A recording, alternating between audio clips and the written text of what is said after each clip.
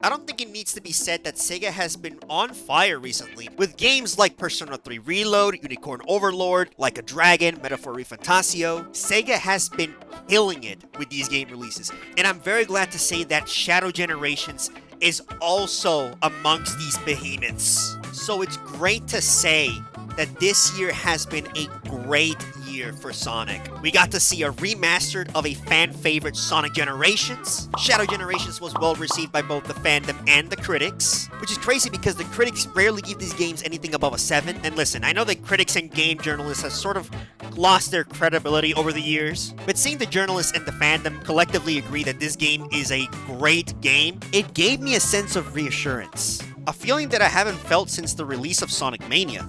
Now, I know that this is common knowledge at this point, but I feel like it has to be said to establish the context and the important history surrounding this franchise. But before the release of Sonic Frontiers, the franchise was in a bit of a slump for a while, and it almost seemed like the developers were still struggling in trying to find the identity for these games, which very likely led to games like Sonic Boom, a game developed by Big Red Button. And sadly, this project turned into a catastrophic failure in every regard. In their defense, much of the blame can be placed on Sega's poor management. Sega insisted the game closely aligned with the vibe of the TV show, which had a more comedic, lighthearted tone, forcing the developers to stray from their original vision. While the game was being developed, Sega had signed an exclusivity deal with Nintendo to release 3 Sonic games on their platforms, and Sonic Boom was one of them. To make matters worse, the game was developed using CryEngine 3, an engine not designed to run on the Wii U, creating significant technical challenges that further doomed the project. Just talking about this game leaves a sour taste in my mouth.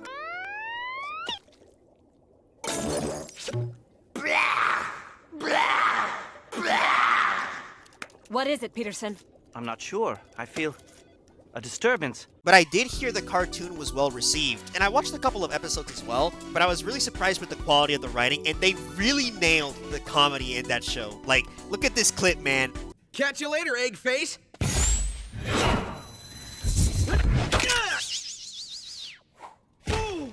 Catch you later, egg face. That's you. That's what you sound like. But I digress. Let's get back to the topic. A couple of years later, and then Sonic Forces releases, and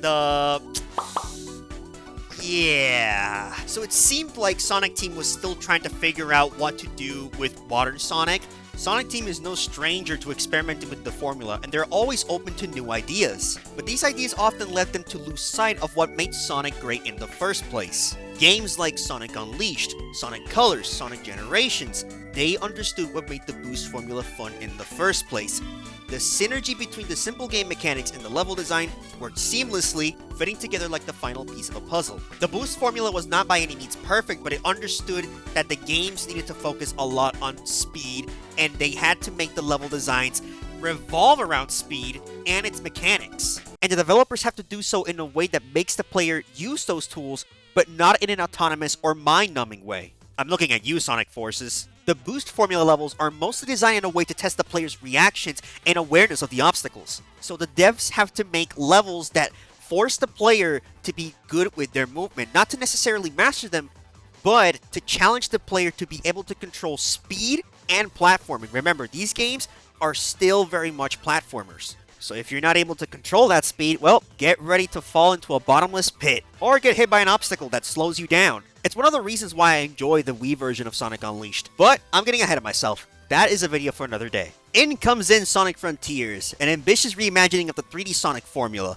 According to Iizuka, the goal was to evolve the linear, stage-clearing 3D action that began with Sonic Adventure in 1998, and create a game that will be the cornerstone of future Sonic games. Frontiers introduced the concept of open zones, combining Sonic's speed with expansive areas to explore, free from the constraints of self-contained stages. So the developers faced the challenge of making these open areas engaging while accommodating high-speed traversal. The game also featured traditional 3D Sonic gameplay through the cyberspace stages, catering to the fans who like the Boost formula. Frontiers represented a broader scope for the franchise, making Sonic Team's first true attempt at a next-generation Sonic game. And upon release, the game received generally positive feedback from the fans, though it was criticized for its lack of polish, particularly in the final act of the game. The consensus was that while Sonic Frontiers introduced strong concepts and had promising ideas, its execution left much to be desired. Now, I've been yapping for too long. I think it's time we talk about the real reason why I'm making this video, and that is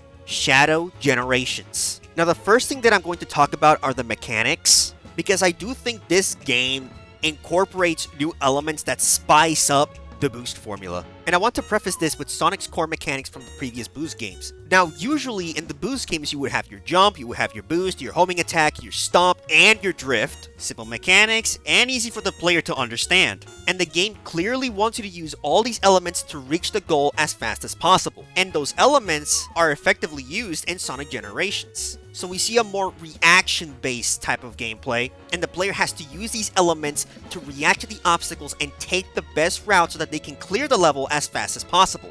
But that's on Sonic's side. Now, what does Shadow bring to the table? Chaos control! Yep, he has Chaos Control now, and this changes the game entirely. Remember how earlier in the video I was explaining the mechanics, and how the mechanics of the boost formula are designed to be a reaction-based gameplay? Well, in Shadow Generations, the Chaos Control alone expands on that formula and adds an extra layer of complexity in how you play the game. Shadow has a Chaos Gauge that charges when you defeat enemies or destroy certain objects in the levels. And whenever his Chaos Gauge is filled, he can use Chaos Control. And when Chaos Control is activated, he can freeze time for 6 seconds. No, literally, he can freeze time. Like, he can freeze the timer as well. Like, that's a pretty cool detail. I like that. I like that, Sonic Team. That was cool. That was cool. I see you. I see you. I like this. Now, how does this exactly change the game? Now, let me tell you, viewer, there's a variety of uses for Chaos Control. One example I can give you guys is that Shadow is able to create platforms through obstacles or objects that normally would damage him. Another thing that you can do is that you can use Chaos Control to interact with glowing green orbs that you see throughout the levels, and you activate what's called Chaos Dash, which allows you to traverse through the level at a very, very quick pace. When you think about it, it's kind of like Sonic's Lightspeed Dash. Man, Chaos Control is really, really cool. And this single mechanic gives the player a lot of room to work with. It allows them to see if they can make routes to get to the goal a lot faster, or to reach a location for a collectible. It's gonna be interesting to see how speedrunners use this mechanic. Like, having the ability to stop time is a really strong tool, and it opens up new avenues to experiment. And this isn't the only new thing that we see in this game, because Shadow has some new tools. He got some new toys to play with. Enter the Doom powers. And these powers act like I think the best comparison that I can give you guys is that they act like the wisps from Sonic Colors, but they are more prevalent in this game. The first one that we get are the Chaos Spears, or the Doom Spears, whatever you want to call them, and you use this to hit enemies or objects from a distance. For instance, if there's an enemy with a protective shield, you can use the Doom Spears to stun them, which gives you an opening for an attack.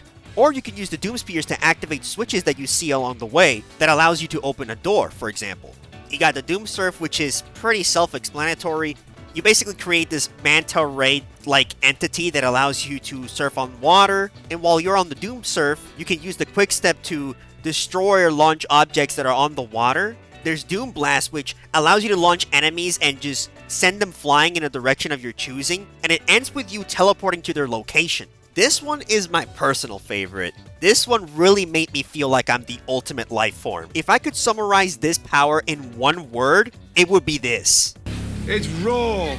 It's fucking raw! This power is incredibly satisfying to use, and it provides a creative way to access new paths. An example I can give you is in Kingdom Valley, there's a section in the level where you have to chase down a Black Doom enemy, and once you've activated Chaos Control and caught up with it, you can use Doom Blast to launch the enemy and teleport to the location, allowing the player to access a new route or a faster route that otherwise they wouldn't be able to through normal means. The next one is Doom Morph, which transforms Shadow into this venom-like squid form. No, not that kind of squid. This form essentially allows you to traverse this purple slime, this purple water that you see throughout the hub world and throughout some of the levels as well.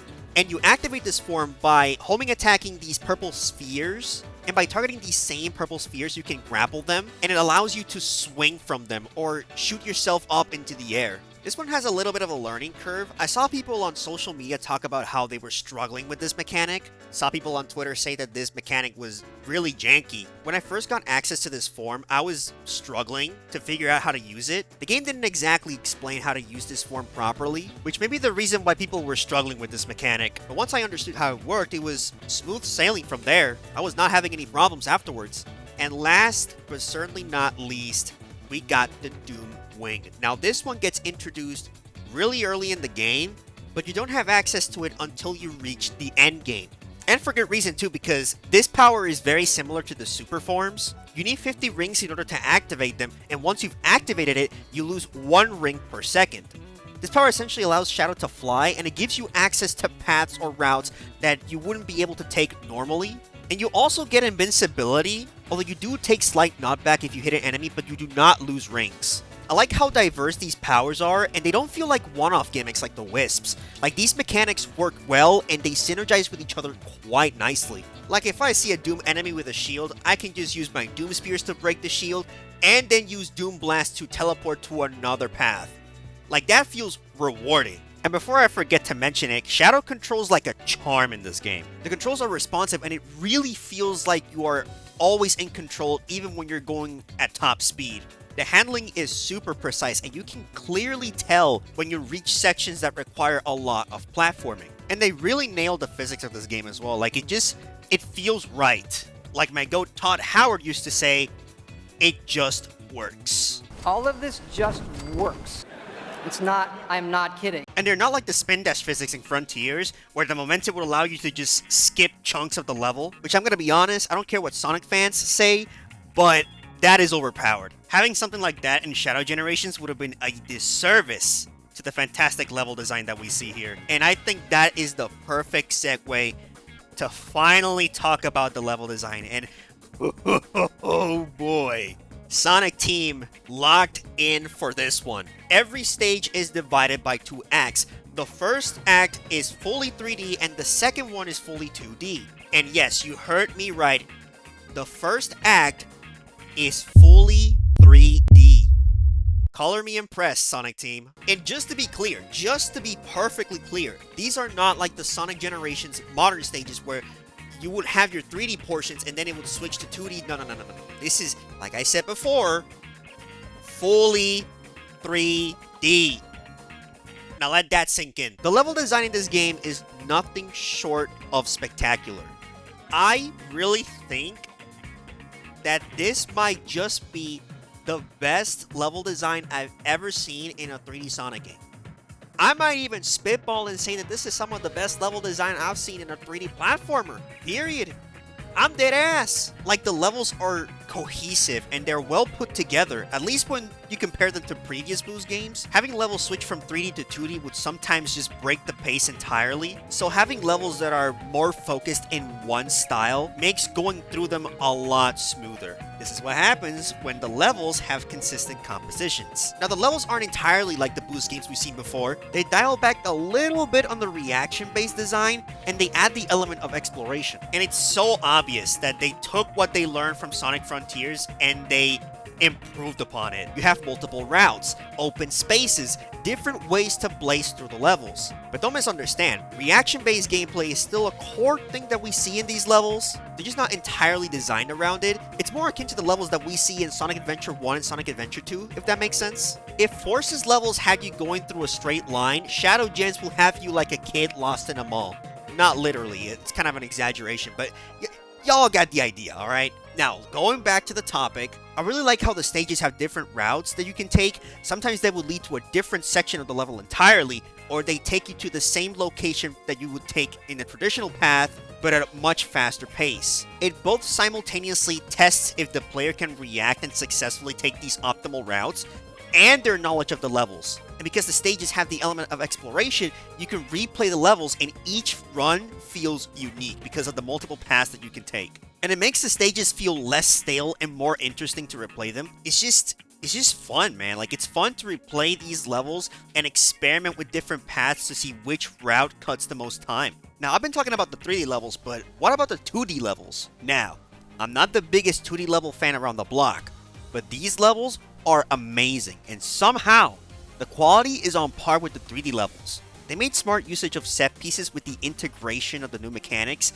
giving the levels a slightly different vibe than what we've seen in previous 2D Sonic games. And like in those games, these levels are designed to challenge the player's reflexes. Surprisingly, these stages don't feel linear, which is unusual when it comes to 2D segments in Sonic games. They remind me of the gameplay from Sonic Rush, but without the whack level design often seen in Dim's titles. In other words, there aren't many bottomless pits, and it's more forgiving.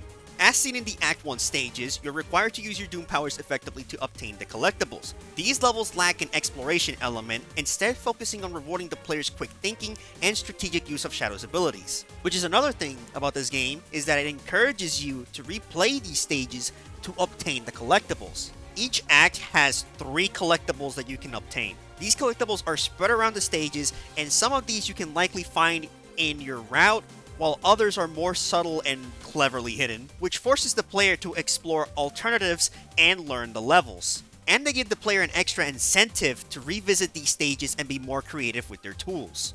Now, I'll explain what the collectibles do in just a little bit, but if you're a completionist, you're gonna have a pretty good time replaying these stages. The ranking system is almost the same as OG Generations, like it's pretty easy to get S ranks in this game. The only difference is that deaths no longer affect your rank like they do in OG Generations. In Sonic Generations, regardless of whether you completed the stage at a really good time, if you've died once, you're not getting that S rank. In Shadow Generations, that's no longer the case. Now it's just purely from the time that you get, with the rings just giving you a little bonus. The ranking system does get a bit strict as you progress, but it's not to the point of being unreasonable. The system does have a consistent pattern. Most of the time you can earn S ranks by completing the stages in around 4 minutes or less. So if you replay and learn the levels with the intention of reaching the goal before that time, you'll eventually get the S rank. It helps that the stages don't get boring. Did I mention that the levels were fun? Random idea, but I would love if at some point Sonic Team would just make a final level that unlocks after 100%ing everything else. Like getting all the collectibles, S-ranking all the stages, something like we've seen in 3D Mario games. A culmination of everything us as the player have learned, and just dial up the madness and difficulty up to 11, but with this level design. A challenging final level that will have the hardcore fans sobbing. Now let's talk about the hub world for a little bit. This is another instance of them taking an idea from Sonic Frontiers and expanding upon it. One of my main criticisms with Frontiers' open zone design was its lack of interesting visuals. There wasn't any noteworthy landmarks or points of interest that would take advantage of the exploration. And the islands just looked empty, with nothing going for it, except enemies that you would sometimes encounter, like the squid. It also didn't have some of the iconic level design choices that shaped Sonic, like the loops for example. It just looked very bland and uninteresting. And I get that they were trying to tell a more serious story, hence the choice of the art style that we see, having a more realistic look and low saturation in the color tones. But I think they could have figured out a way to keep the art style and add the core level design Sonic is known for. And it doesn't help that the game is plagued with these horrible pop-ups with rails, platforms, and structures just appearing out of nowhere. You would have challenges here and there that gave you some rewards to upgrade Sonic, but most of the challenges weren't really engaging nor took advantage of Sonic's abilities. And sure, there were some mini obstacle courses that you'd see while traversing the islands. You would see grind rails, platforms, bounce pads, almost like mini levels that you'd see in the open zone. And I do like the concept, and I thought the idea was really clever because it gave an excuse to the player to travel around the islands and encouraged exploration. And by completing these mini levels, you would get rewards. You would get an item to upgrade Sonic's speed, his attack power, etc, etc. Now, the problem starts when these obstacle courses start to lose focus of that objective. A perfect example is when you reach Chaos Island, which is the third island in Frontiers for those that haven't played the game. The obstacle courses shift the player to a 2D perspective. Now let me explain to you why this design choice was just horribly implemented. The game didn't have an organic or natural way to transition between the 3D and the 2D, so sometimes it will leave the player locked in these sections until you reach the end of that obstacle course. This led to completely breaking the flow of the game, and if the player didn't like these sections, they might no longer be incentivized to keep exploring,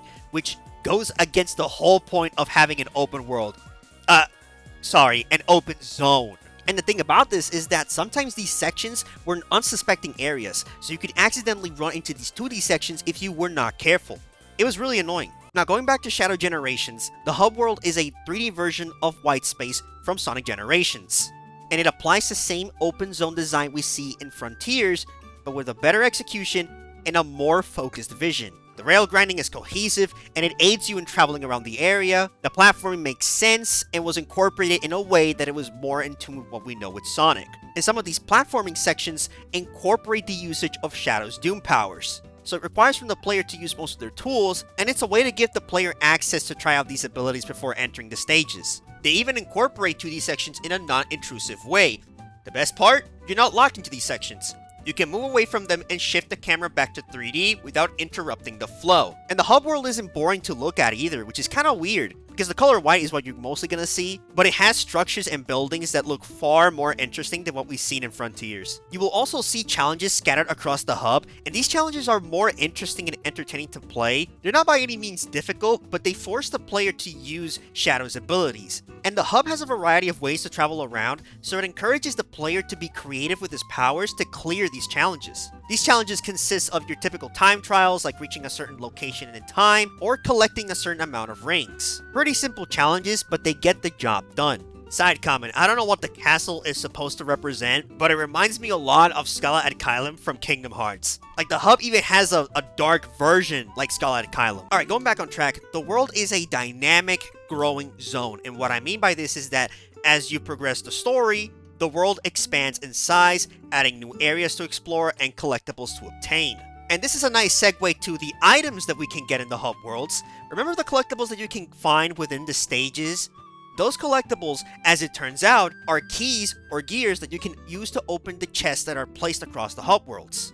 These chests contain miscellaneous stuff, like concept art, music that you can use in the levels, and summaries from previous Sonic games detailing Shadow's previous adventures. So if this is your first Sonic game and you're new to the franchise, I recommend you give those a look to get a sense of Shadow's backstory and why the story in this game is important for his character. Alongside the chests, you can also find nuts and bolts scattered around the hub. These bolts are used for a little side quest that Orbot and Cubot put you in.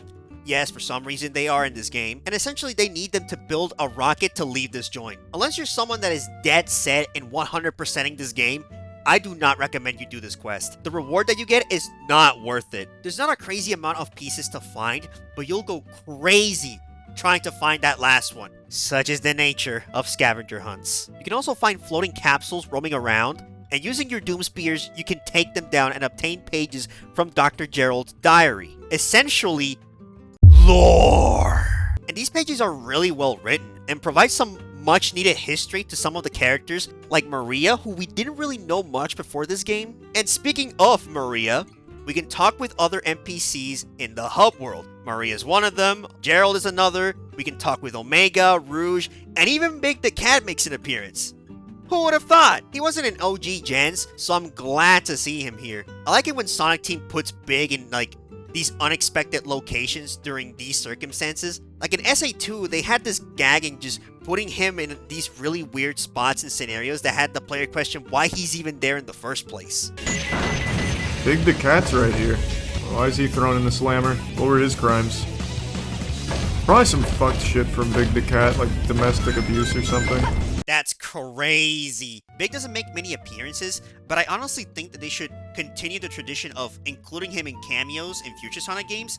He's such a lovable character. How can anybody hate Big? He's him! I'm getting sidetracked again, I'm sorry. The point is that you can interact with these characters and get some really cool dialogue. Like you get some history of Shadow's life with Maria before the whole tragedy happened. Rouge is keeping Shadow informed of Sonic's adventures in OG generations, and Omega is saying Omega things. Maria's dialogues are probably my favorite because, and I'll repeat myself again, they give us some more context to Shadow's life in the space arc. We never do the dynamic between Shadow and Maria's relationship to the fullest extent, so the writers giving us some more of that backstory is a nice addition. Everything about the hub world is just well thought out and carefully crafted. The developers knew that they were working on a smaller scale project, but they packed the place with a lot of content and things to do to distract you from the main levels. Almost like a palate cleanser. And like in the original Sonic generations, you have a set of challenges that you need to complete in order to unlock the keys for the boss fights. Some of these challenges are like the hub world challenges where they consist of time attacks, collecting a certain amount of rings. Sometimes you have to defeat a certain amount of enemies. These challenges are more streamlined in their design compared to the hub challenges, but they have more variety in their objectives. These levels also contain the collectible keys for the chests, which is a weird decision, but considering how short this game is, I get the reasoning for why they are here. Thankfully, they are super easy to collect, and since these levels are more linear, they don't require much exploration, unlike in the main stages. These levels are not really super interesting, nor have much depth, but they serve as an acceptable way to change the gameplay loop, and that's what it needs to do. Once you complete all the challenges and get the number of keys required, you are granted access to the boss battles. And let me tell you about them boss battles.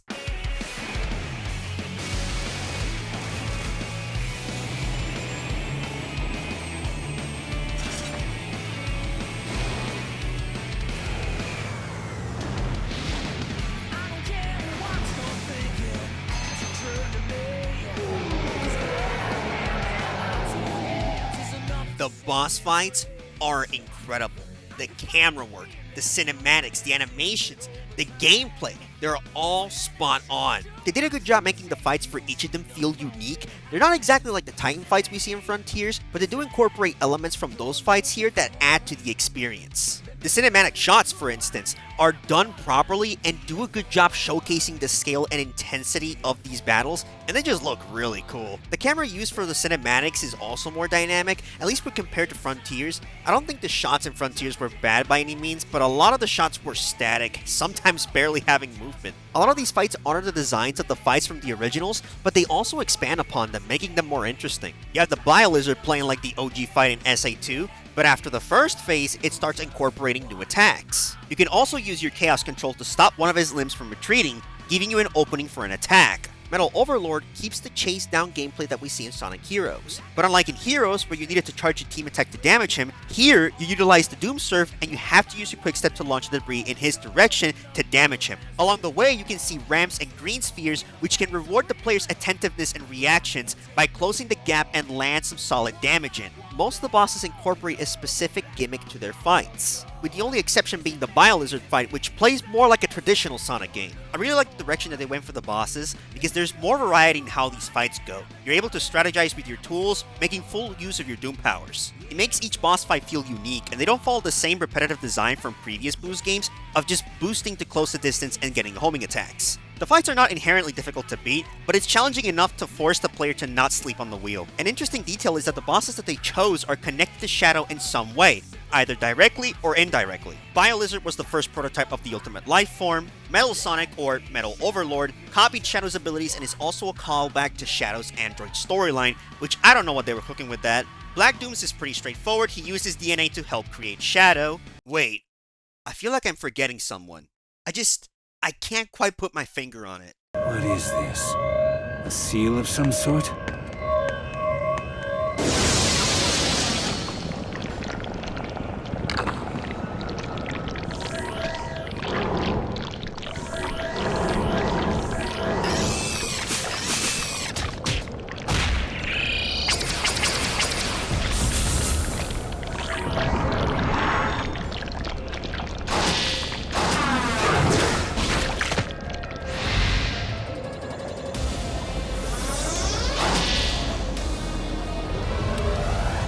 Nope, haven't heard of ya. Okay, jokes aside, Mephiles is my personal favorite boss fight in this game. Everything about this fight is cinema, even the lead up to it. Mephiles is sealed deep down in this cave or catacombs area in white space and requires 4 keys to unlock, which, for context, the previous boss fights required 3 keys to unlock them, and it's such a subtle way to display his situation. It's almost like the timeline, even though it's broken, is still trying to keep him sealed. For those who don't know, Mephiles got erased from the main timeline, so the characters don't know who he is because all the actions he did in Sonic 06 never happened.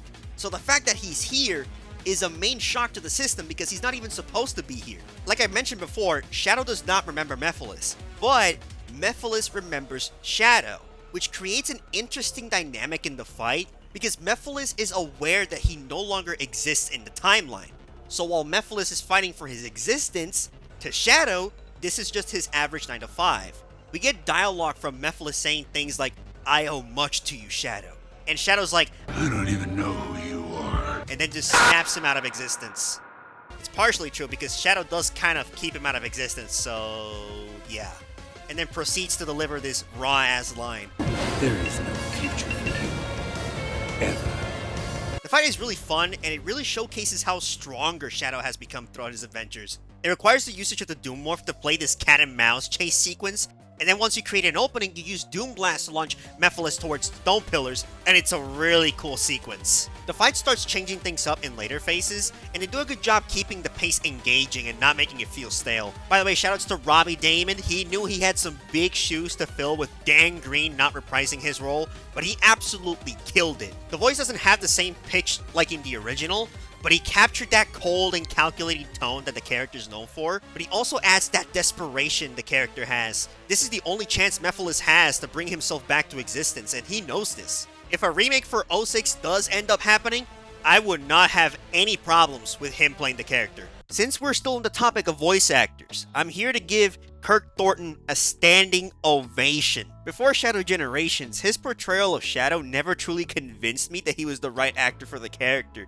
However, he proved me wrong in this game and delivered quite possibly a top 3 Shadow performance of all time. I never really thought about it before, but Kirk never had the opportunity to fully showcase his range as Shadow. When he first started, he used a rougher, gruffer voice that didn't sound as natural as Jason Griffith's or David Humphrey's interpretations. It didn't help that Shadow lost much of his relevance after Sonic 06, leaving Kirk to work with minimal material and possibly hindered by misguided voice direction. That said, I've noticed his performance improving over time, though he still wasn't given many moments to truly shine. But here in Shadow Generations, he brought his A game. Whether it's due to improved voice direction or his own efforts to improve upon his portrayal of the character, it's clear that he's been putting in the work to deliver his best take on Shadow, and I don't think anyone can deny the effort he's made to refine his performance. Shadow is in good hands, and I have signed the Kirk Thornton apology form. Now, let's talk about the story. I'm not going to talk about the story in its entirety, I'm just going to highlight the things that I found noteworthy or just stood out to me. The story begins where the animated short left off, which, by the way, that is some of the best Sonic media I've ever seen. If y'all have not watch it right now. Do it. Do it. Essentially, Shadow travels to the space colony Ark to investigate an anomaly. And as it turns out, that anomaly was Black Doom, the main antagonist from the 2005 Shadow the Hedgehog game. There we chase him down, get sent to a version of Radical Highway that you'd see in a Doctor Strange movie, and also get a callback to the fake Emerald from SA2. And they didn't bring it back just for shits and giggles.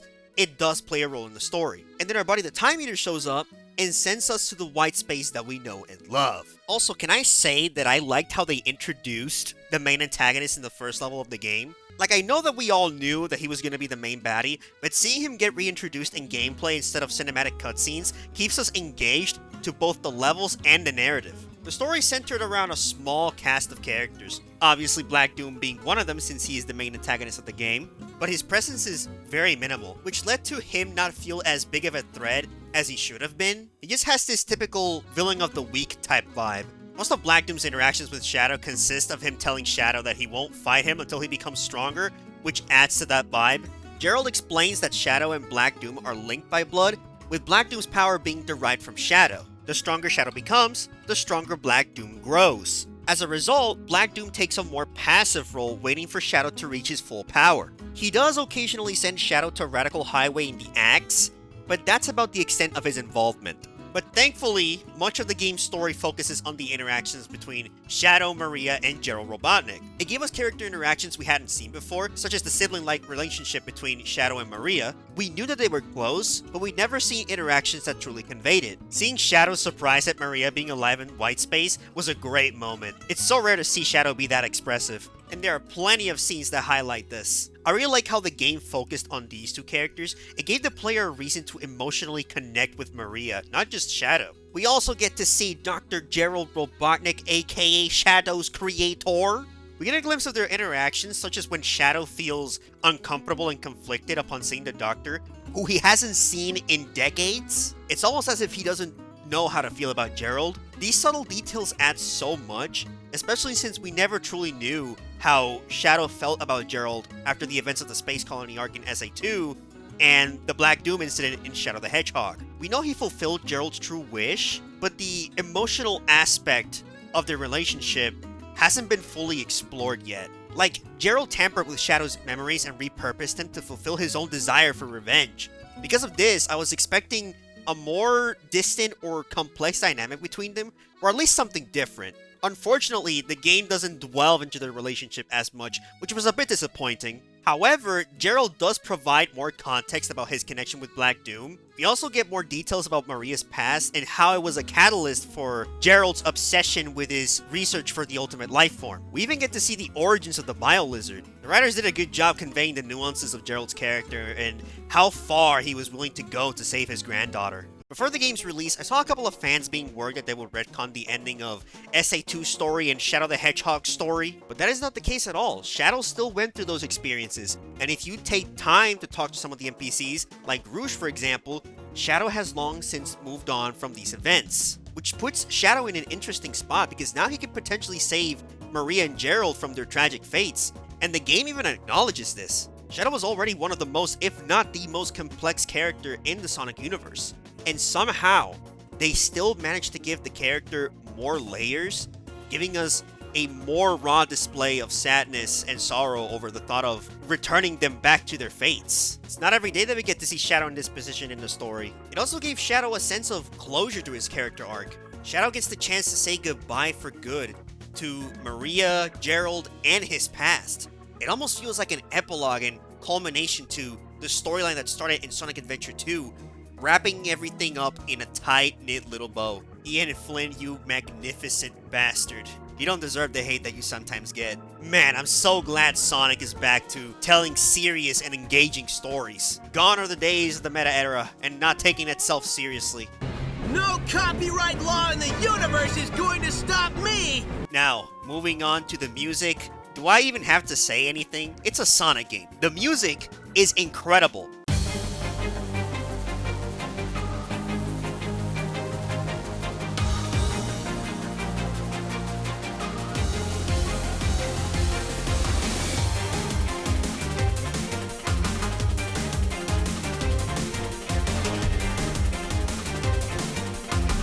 It's mostly just remixes from previous titles, and the original songs were already good, so it's kind of impossible to mess them up.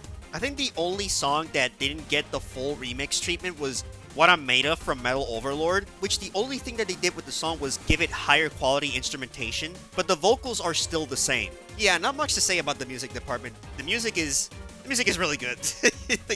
I got nothing else to say. I got nothing to contribute to this. I think my main criticism with this game, my only one main criticism with this game, is that it just felt too short. I know that Boost Sonic games don't have long play times, but I really wish that they could have added 1 or 2 extra levels, not just for playtime, but to also flesh out these characters, because I don't know if y'all realize, but it's not every day that we get to see Gerald and Maria in a game.